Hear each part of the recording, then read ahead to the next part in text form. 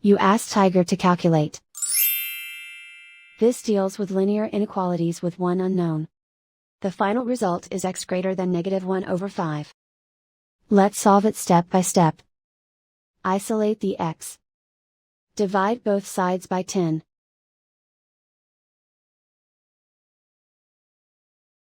Simplify the fraction.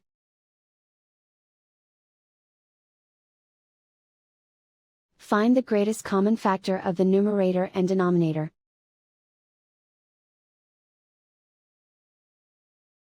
Factor out and cancel the greatest common factor.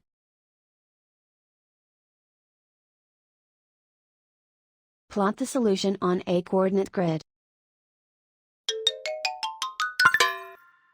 And so the final result is x greater than -1/5.